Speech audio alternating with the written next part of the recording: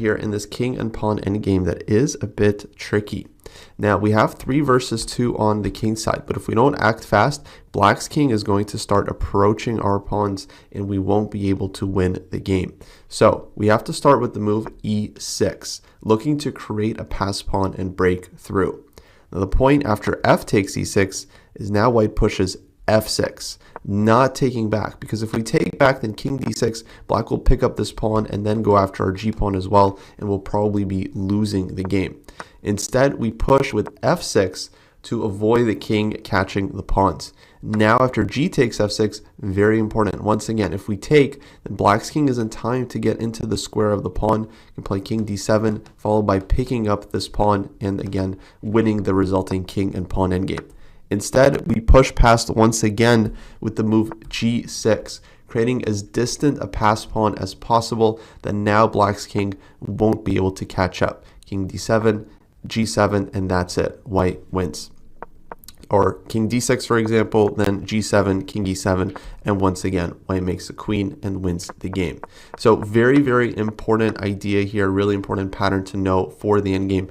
When you're trying to make a pass pawn, if the enemy king is close, look to make as far a pass pawn away from the king as possible. Here we do it with f6 and then with g6, and that's how white breaks through and makes a new queen. A couple moves that wouldn't work here. For example, if we start with f6, here black can take this one, and if white tries something like e6 here, taking either way, for example, e takes f6 would again allow the black king to catch up in time.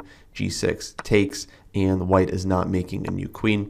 But going back to the initial position, if we try f6, takes, and then e6, this would work if black were to take this one, then g6, once again, white makes the new queen. But black is not forced to react here, can play king to d6, then after e takes f7, king to e7, and in fact white's pawns are stuck. If we play g6, then king goes back to f8. The king has to stick around here, but the issue for white is that now black's f pawn is going to be running, and in fact black is winning this one. For example, king a2, f5, king b1, f4, king c2, f3, and it's actually black's pawns that are promoting here after f2 and f1 equals queen. So very important that we do start with the right move order here. We have to start with e6, takes, and then f6 in order to make the new queen.